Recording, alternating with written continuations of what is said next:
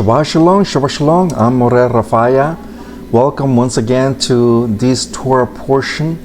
This Shabbat we are going to study one of the Torah portions that it really symbols our character as followers of Mashiach, and that is to have the virtue of our forefathers. In this case, it happens to be our mother Sarah, and we're just gonna jump into the Torah portion so we can see what we're talking about. That's Hayat Sarah, which is the life of Sarah, or our mother Sarah. It's from chapter 23 of Genesis, or the Bereshit, to 25 verse 18. Now, before we start right into this Torah portion, I want to give you a little backstory of the previous Torah portion that we did not spoke about, last week, and I think it's worth for us to talk about a little bit, because there's something that is encoded in there that we need to address it. And in order for understand this Torah portion, this Shabbat, we need to understand the previous one, and there's something that we left out and that I think is worth to mention. It will take about 5 minutes or so. So let's just jump into it right away, which is the Akedah. The Akedah is pretty much the binding of Yitzhak or Isaac. Chapter 22 verse 11, Wayikra, which means called into the Malach of Yahweh from the Shema in the heavens, Abraham, Abraham, and he replied, here I am.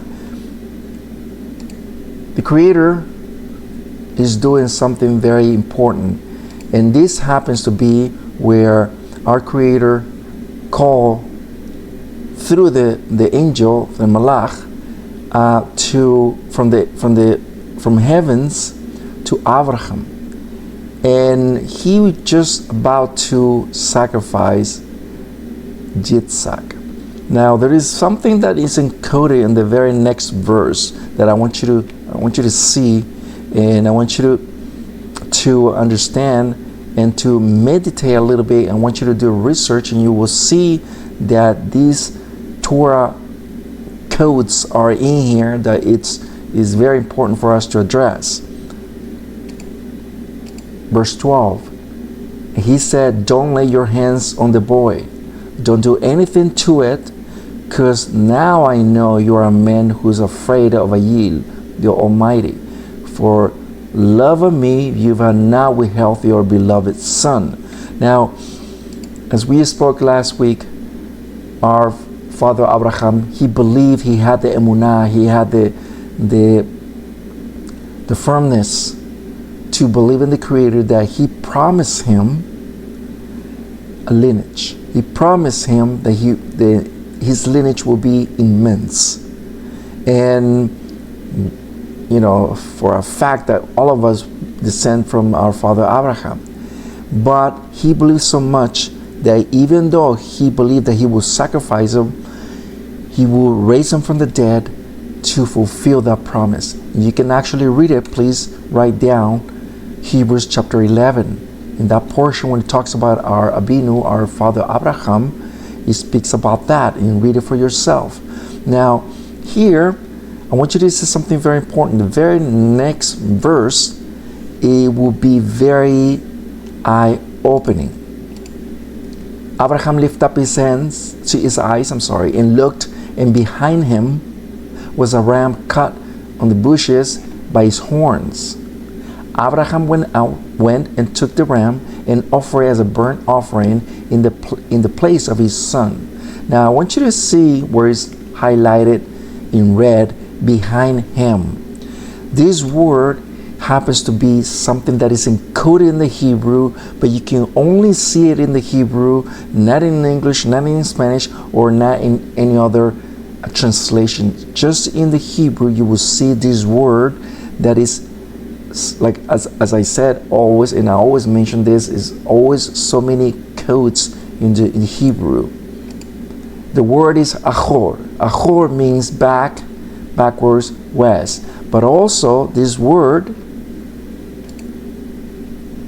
but actually means the future. Abraham lifted up his eyes and looked, and behind, and he says, and behold, he saw an ayil. Ayil is a ram in the woods. Now, I want you to understand that the word for ram not only means a ram, which is strength. That's what it means. That's actually the every time you guys do the research and understand how the Hebrew mind works, the Hebrew that is not an abstract. A lot of words in the scriptures are abstract. For example, Bible, glory, justice. So many words that are abstract. In the Hebrew mind does not work that way. Our forefathers saw something that it was on the action of something. In this case, ram, the action is the strength of a ram.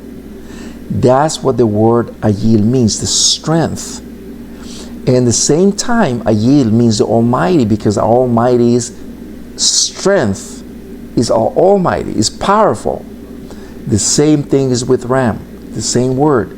But if we notice that he saw the ayil, which is the Almighty, who do you think he was referring to?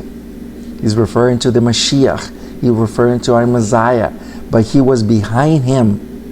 See, if you notice here, he said he saw the ayil, the ram, which is translated to also the Almighty, behind him. Where? In the future. Do you see that? So in other words, what the scriptures, what's encoded in here, it's our Mashiach. Our father Abraham actually saw our Messiah in the future. He saw, remember that our father Abraham is, now he was, remember that every tzaddikim, every just, every righteous man and woman are alive in the eyes of Yahweh. The wicked are dead, plain and simple. But in the eyes of Yahweh, every righteous is alive. So our father Abraham saw our Mashiach because he happens to be a prophet, just like Moshe was or is. Our Mashiach is too as well. So there is a lot of prophets. Abraham happens to be one of them. So he saw our Mashiach. And do you think that there is another scripture that speaks about this? Exactly right. Our Mashiach mentioned this, about this very important subject that we're talking about. So look at what it says here. John 8:56. Abraham, your father, rejoiced that he would see my day. Do you see that? And he saw it and he rejoiced. Do you see that? So in this very moment, in the Akedah, we actually see the Mashiach that our father Abraham saw. It's important that you have to understand that our Mashiach took the place of you, it took the place of myself, that anyone around the earth, he took their place, all of us place. How do we know that? Because the book of Isaiah or Isaiah 53 speaks about our Mashiach taking place of everyone around the earth. So we see that our Mashiach is the Mashiach of Israel. So let's continue. And not only that, 1 Peter or Kephat 1:10, the prophets who prophesied of this gift of salvation, do you see that? Destined for you, examined and diligently inquire about it. That means that they needed to see, even though you have to understand something about, I don't want to make a little parenthesis here. The prophets, they have the gift of seeing the future, especially when it came to our Mashiach. And here we can actually see that they have the ability to see the Mashiach of Israel. They did not saw our Mashiach face to face, but they saw it in a vision. They saw the Mashiach, that he was coming. They knew that he was coming in a certain time, but they knew that he was coming. That's what he speaks about here. Let's continue. Look at what it says, verse 11. They were trying to find out the time, you see that, in circumstances to which the Ruach of the Mashiach was referring, being in them. As to the predictions of Mashiach's suffering, do you see that? What we just spoke about, Isaiah 53, and the worthy things that follow him. The triumph of our Mashiach and the resurrection. It was revealed to them when they spoke about these things, that their service was not for their own benefit, but for yours. And these same things have been proclaimed to you by those who communicated the good news to you through the Ruach HaKodesh, to the set-apart Spirit of Yahweh, sent from heaven. Even the Malachim, or the angels, long to see these things. So what we're seeing here, what the disciple Kepha, or Peter, speaks about here, is exactly what the scriptures talks about our Mashiach. That even though they were the prophets, they saw these things, they saw the suffering of our Mashiach, and yet they could not see him face to face. In another time, we're talking about these things, how our Mashiach speaks about that those people in the first century, they actually saw these things. They saw the Mashiach face to face, and they were blessed because they have the ability, they have the privilege to see the Mashiach face to face. Even the Mashiach himself, Yeshua said it himself, that you are blessed because you see these things. You see me flesh to flesh. But these people did not see these things. They only heard, they only saw in a vision all these things. But you are blessed. That's what the Mashiach says. Now, I want you to say something before we continue. Hebrews 11:13. And these people remain trusting until they die without receiving what had been promised. They had only seen and received it from a distance, while acknowledging that they were strangers and temporary residents on earth, the same as our father Abraham and our mother Sarah. Now, the question is, and I'm going to highlight it right here, without receiving what they have been promised. My question to you, brothers and sisters, what was the promise? What was the promise that they did not receive?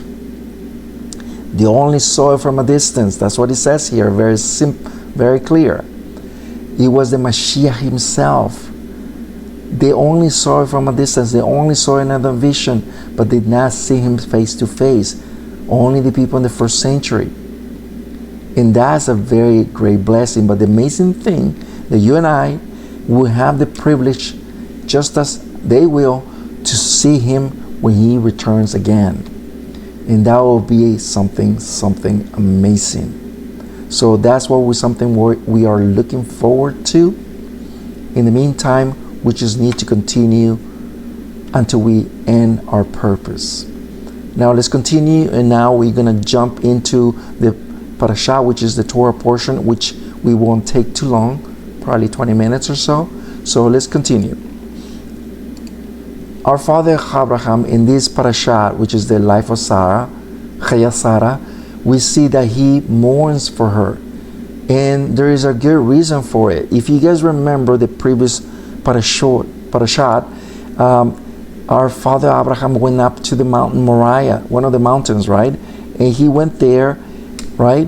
And remember that he offered Yitzhak.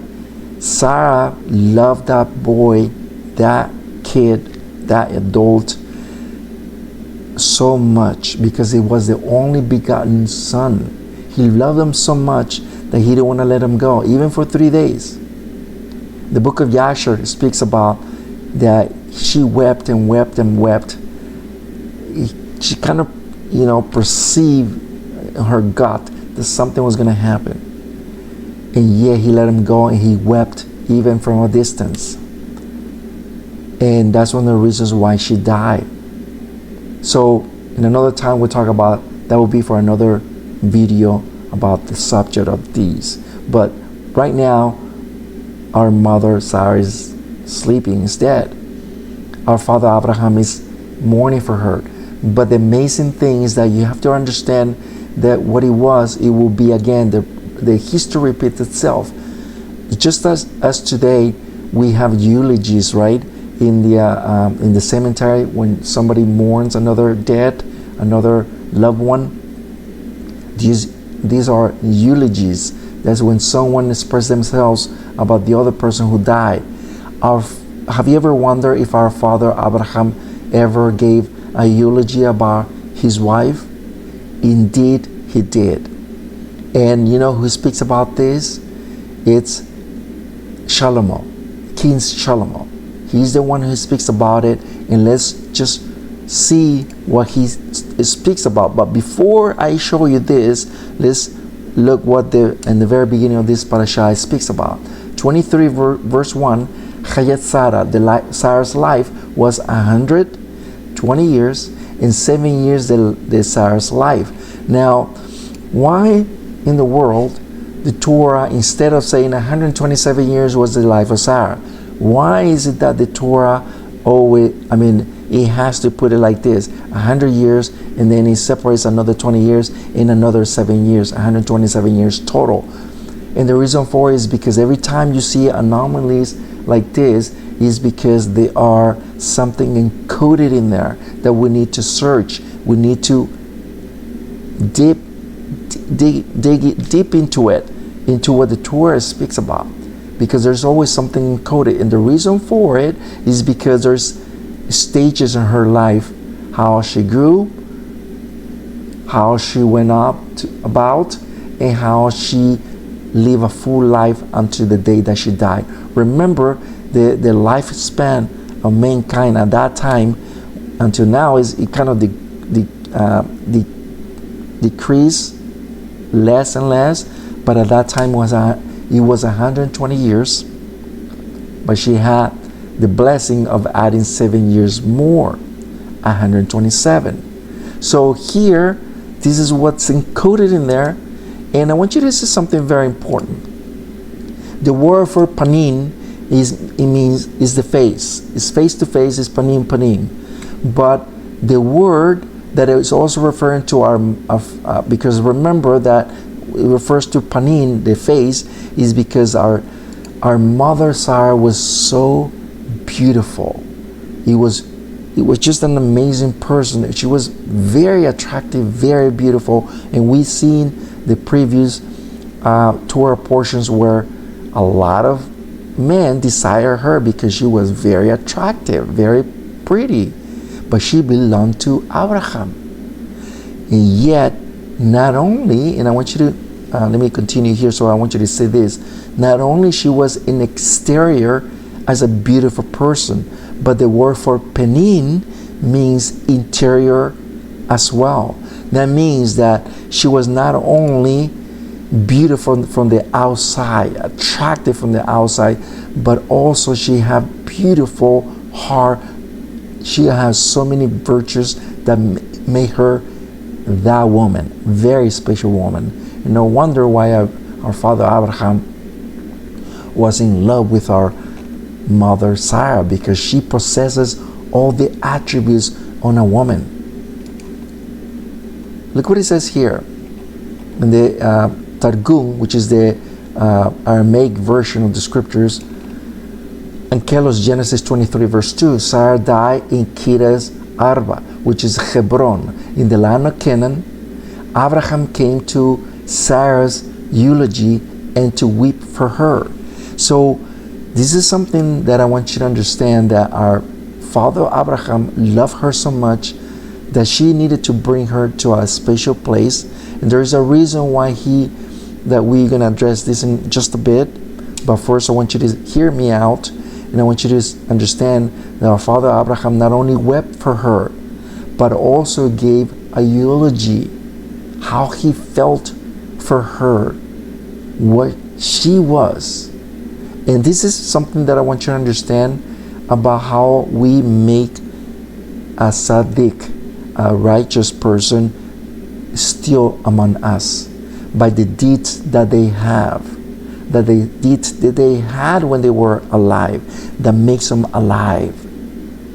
They're still with us because that's the way they were, and they're still with us because we see how their virtues, sometimes we copy those virtues, and because that's how much these people are valued to our forefathers. Abraham was the same thing. I want you to say something, okay? And look at what it says, Solomon in the book of Proverbs. This is eulogy 31:10. Who can find a virtuous woman? For such is more valuable than precious stones. Her husband trusts her from the depths of his heart, and she will prove to be a great gain to him.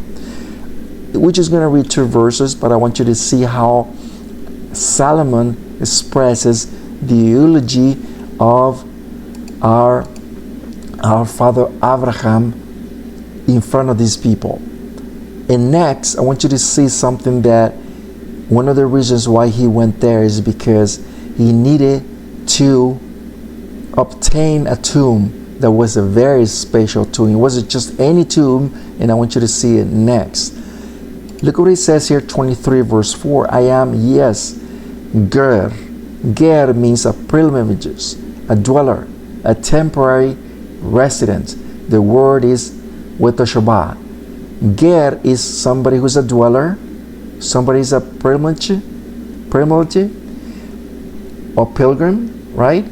But here we see that he is also a temporary resident, which is Wetoshabah. Among you, give me a piece of land for a grave so that I can bury my dead woman who is in front of me.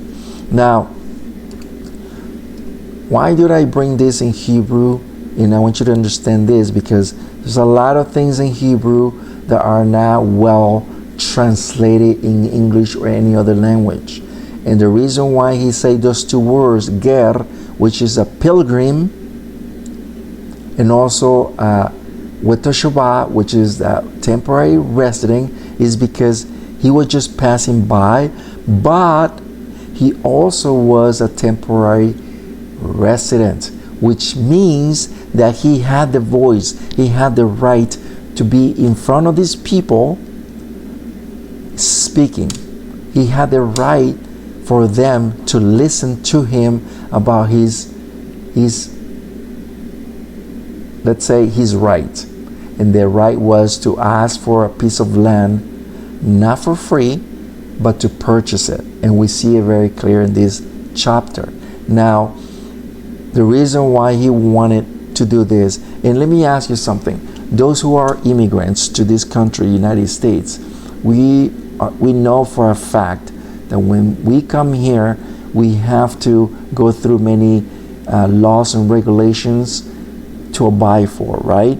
And one of the things is that when you become legal into this place, you become a temporary resident, which means that you do have now rights, many rights. This is the right that our father Abraham had. He had the right to ask for something, and that was for the piece of land. But he didn't just want it like that. And let's look at what it says next. When he went there, he needed to ask for a piece of land for purchase. But this is what happens. 23 verse 5 says, the sons of Heth said to Abraham, listen to us, my master, you are a king of a yield among us. So choose any of our graves to bury your dead, nor will one of us refuse your burial to bury your dead. Now I want you to understand the wording, the phrases they use. First of all, they saw our father Abraham, they esteemed him as a very high rank man. Not just because the wealth that he possessed, but also because the man that he was. They knew that he was a man of faith. He was a man that he believed in Yahweh. A man that he actually followed Yahweh's commandments. A man that was a righteous man. And not only that, they almost esteemed him as a king. But remember this, he didn't want to be their king. He just want to be a resident, somebody was just dwelling there. In this case, you see the phrases here. They ask him, we're not going to refuse anything. We're just going to, you can bury your dead here. That's fine. We can give it to you for free.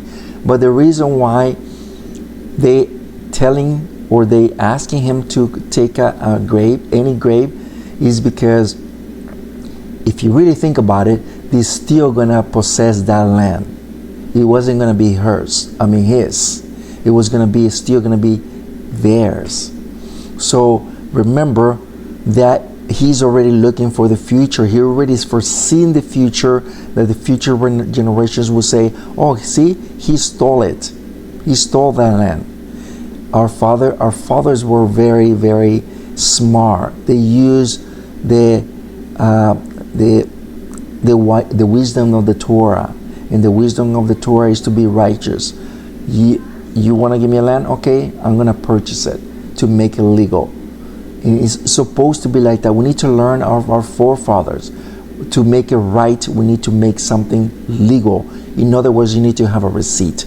So you understand what I'm saying. You need to have that receipt, so that way no one can deny that you purchased that land. And that's what our Father is doing. Now, Genesis 23 verse 7, Abraham arose, bowed down, and the Hittite landlord and the sons of Heth. Now, he needed to ask for a favor, and that favor was to purchase a specific land. Let's look at what a specific land was. This was the land, or this is the land, or a specific land, but in that land was nothing but just an acre, but there happens to be a cave. That cave is a cave of Machpelah. Machpelah means double, a double cave. Now this double cave happens to be the sort of like a way or to the Garden of Eden. Why? Because, let me pause here for a moment. Our father Abraham knew after the flood, he knew that Adam and Eve were buried in that cave. That cave possesses Adam and Eve's body. And not only that, you can actually smell the scent of the Garden of Eden. The Garden of Eden, they can actually smell it, they can actually feel it, kind of like that's what Machpelah means, not only double cave, but also double world, two worlds, the material world and the spiritual world. And that's what Eden is, in the spiritual world, that you can't see it, but you know it's there. Yahweh concealed this from our eyes. Now let's continue. Genesis 23 verse 8, and he spoke to them, it is your desire to help me bury my dead, then listen to me as Ephraim, the son of Sohar. And what was the asking? Give me the cave of Machpelah, which he possesses, which is at the end of his field. He must sell it to me in your presence at his present price. Then I will bury a place for my own.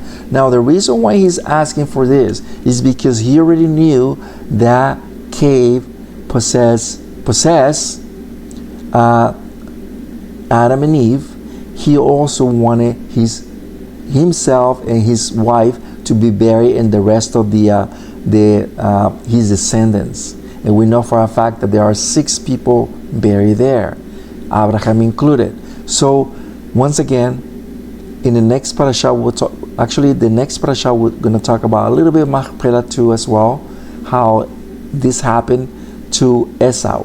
But right now, let's continue with this.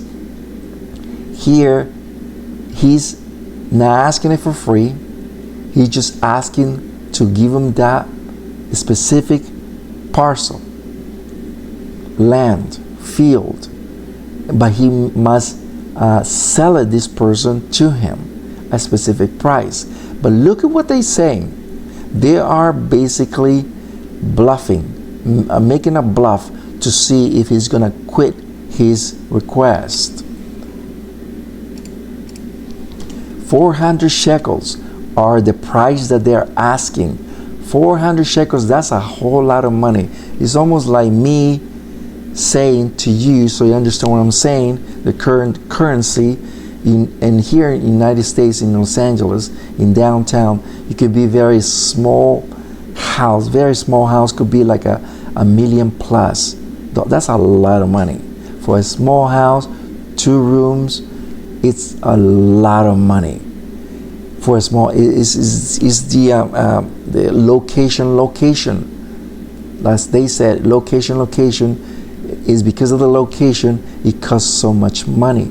And what they're asking is so much money for that field. And let's compare it in a minute. And I want you to see that we're not joking, because for a slave male was like 10 shekels. For a female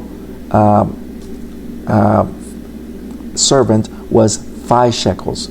For a donkey was 15 or 20 shekels. So you see how much money there is this land. They jacking the price up because they don't want to sell it. They just want to give it to him. So, but they're still going to be theirs. You see that? Or they can give it to him for free, but later they're going to claim that he stole it. So that's what they're doing. But they think that they're laughing, thinking that he's going to quit. He's not quitting. He has money. He's wealthy. He can pay for it. And that's what he's going to do. But at the same time, and I want you to understand that once they are doing this transaction, of course they're going to make a deed. There has to be a written document, and that's what they're doing. And it is a document. One of the greatest things that I think I can actually say for a fact is that not only we have a recorded record in the scriptures that states this purchase, but the scriptures themselves, the Torah themselves, becomes the actual deed of this purchase. Do you see that? See how amazing the Creator Yahweh is? He's making the Torah itself a legal document or a deed of the purchase of this cave of Machpelah. And we, not only him, David did the same thing. Okay, he did the same thing. It becomes a written deed because it's a written. Remember that the scriptures is been suffering so many casualties for so many years and is still around. That makes it a great testament for us today. Let's continue. 23 verse 14 of Genesis. But Ephraim said to Abraham, "No, my master, I have certainly heard that the earth is worth how much? 400 shekels of silver. What is that between you and me? Just bury your dead." You see that? They just say, you know what? It's just 400 shekels. It's like me saying it's only $2 million. That's what you don't want to buy it.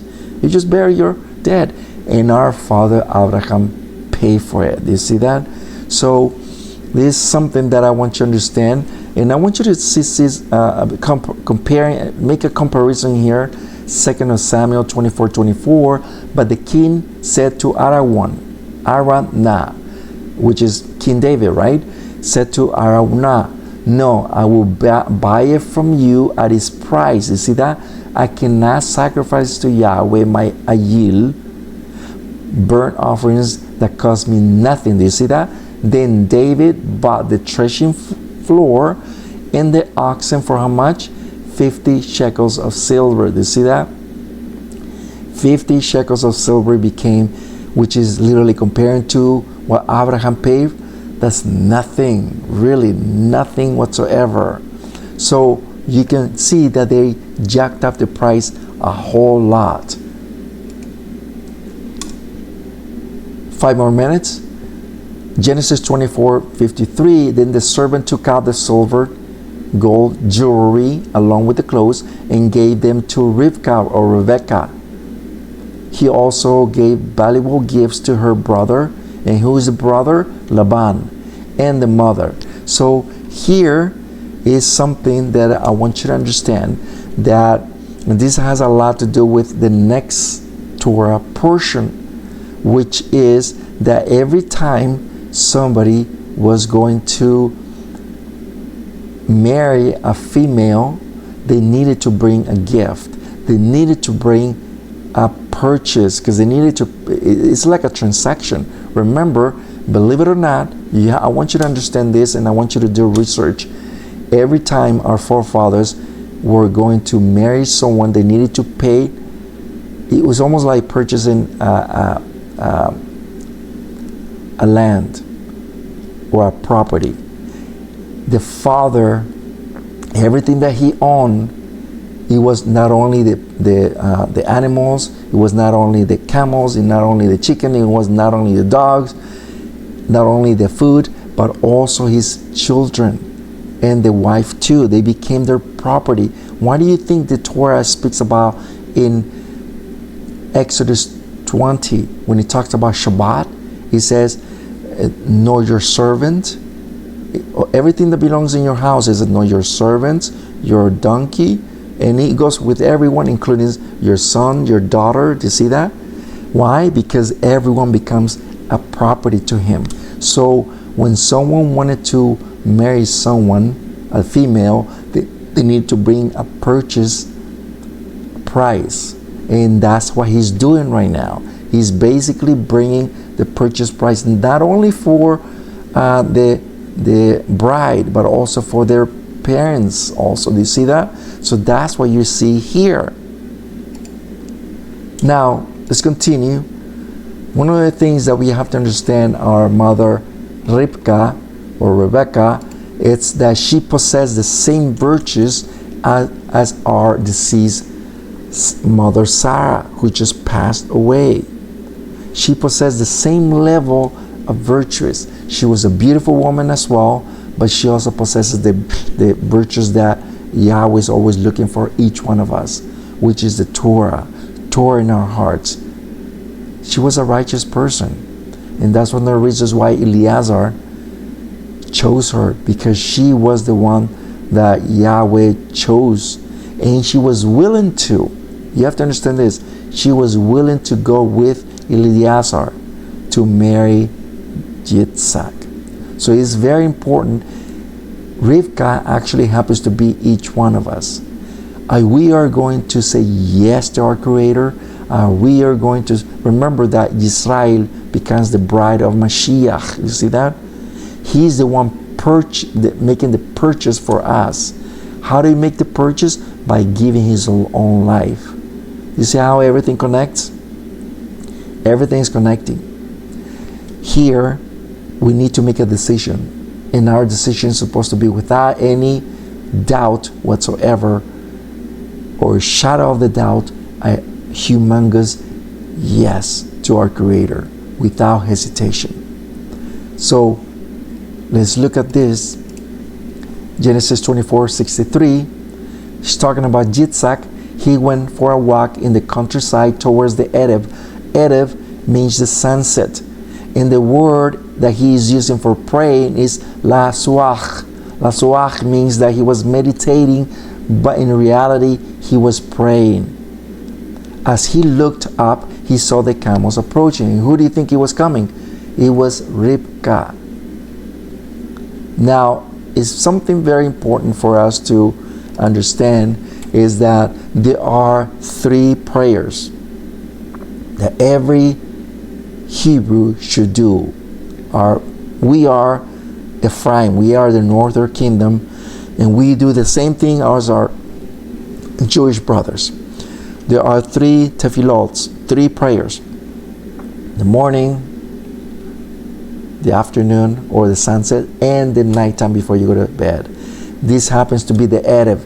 It happens to be where the sun sets, which is the Yitzhak's prayer, which is called the Mincha.